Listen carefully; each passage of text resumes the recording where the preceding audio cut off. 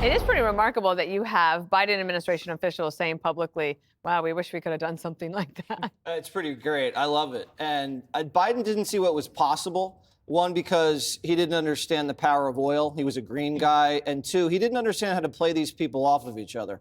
Trump, we're very close with Israel, but we've sidelined the Israelis throughout this whole trip. We're directly negotiating with Iran, the Houthis, and Hamas. And we're basically waiting for Netanyahu to end the war in Gaza because that unlocks the Abraham Accords. And now that we got our last American hostage out of there, the pressure's on them.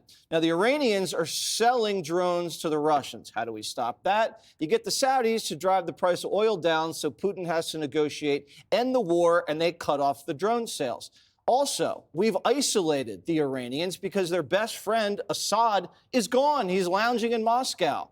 And so we also caught the Chinese buying sanctioned oil from the Iranians, and Trump's threatening to slap whoppers of more sanctions on that oil. And if that happens, they have to negotiate. The Iranians are in the weakest position ever.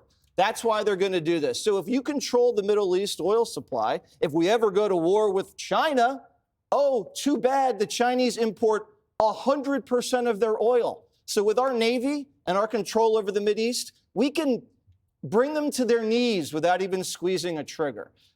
Sebastian Gorka said something very brilliant today. Why are you laughing, Greg? Your impression. That's actually how you pronounce his name. Gorka. Gorka. He said 8 years ago, the strategy in the Mideast was security, destroy ISIS, and Abraham Accords. And now it's prosperity. It's kind of like what we did after World War II with Japan and Western Europe. We had this economic alliance that just created so much wealth over the last few decades. What has happened in the Middle East? They've been at war since the 80s. We're doing the same thing. They have liquid gold, and they're sitting right in the middle of the crossroads between Asia and Europe. I love it. I'm going to disagree with you on the part about the Israelis because I don't think the purpose is to distance. In fact, when they killed Sinwar yesterday, the Americans said nothing. When Obama's team went over there, every time they went, they had to say something critical about the Israelis, and the Trump administration has not done that. Harold, do you want to politely disagree with me again? No. I think, look, whenever an American president succeeds, it's good to be back around the table, but whenever an American president succeeds, I applaud them. And I think it's very hard not to see some of the things that Jesse just outlined that the president and his team have been able to accomplish on this amazing trip. The president did a little of everything he normally does. There's a great showmanship and a great theater. There's great substance. You have $1 trillion, it sounds like, if not more, of investment opportunities and commitments to invest in the United States from our allies there in the region. It's still not totally clear to me what we get for the lifting the sanctions on Syria, but I like the progress. I think you have to be willing to make peace with your enemies because you don't need to make peace with your friends. So finding ways in which to advance us commercially is a really, really smart thing. As he gets home, I'll be interested to hear the Israel part again. I disagree with you, Jesse, on that part. I agree with Dan. I hope this is not... I'm not saying we're not allies. I'm just saying we're doing a lot of stuff on the side without them bringing No, them you to said the that we table. are distancing from them on purpose No, I and said making deals with other people. We're directly negotiating with Hamas. Never happened before. We're directly negotiating with the mullahs. Never happened before. Pull the tape. We always have the Israelis in our bag during these negotiations. We just did a one-on-one with the Houthis. So I think thank you. I'll just take back what little time I have left. I think all of this is a positive, and I think I'm looking forward to the next. I think which is equally important because we've had such chaos and turmoil in that region of the world for a long time. I'm looking forward to how the president approaches the Ukraine-Russia negotiation. I hope that we still are able to get the rare earth minerals deals from them because I think that's so important to us being able to counter China going forward. And if this trip is any indication of what the president's able to accomplish, I'm optimistic about what he'll be able to get done. Kellyanne, it's interesting to have the juxtaposition yet again. This has been going on for almost a year with President Trump getting wins and the Biden team continuing to suffer losses. And that also continued this week as you compare one administration to the next in the middle of all of these books coming out saying that Biden wasn't really even in charge. Well, he clearly was not in charge. And look, this is central to the Trump candidacy and presidency, to just do this global transformative power of peace through strength, but peace through wealth now. And I think that those twin pillars really define his two interrupted terms. This week was bookended, though. Everything that we see that happened during the work week, Dana, it was bookended by Greer and Bessent being in Geneva, sitting down with the Chinese, and also Edon Alexander being returned in our backyard here to Tenafly, New Jersey. And I think on the back end of this, you're going to see so much more American investment in America, foreign investment in America. How many American CEOs were there this week? They didn't need to go. They can just go to the Oval Office. They can put out a press release about my new factory, my new facility, my new manufacturing onshoring. They wanted to be there because they knew that this was historic, not just for the billions and the trillions, but it's historic for the peace stuff too. I just want to review quickly. And Trump won. What he did to Iran is so transformative. Obama gets the Nobel Peace Prize. It's announced in October of 2009. He's not even on the job for 8 months, 9 months. He's going to get the Peace Prize. He gives us the Muslim Brotherhood. He screws up Syria, Libya, Egypt, you name it. Here comes Trump in the first term, and he says, Iran, we're going to cut off your basic, your livelihood, your oil, your energy production.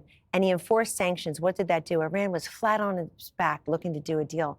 Biden gets in there. He and John Kerry put us back in the JCPOA.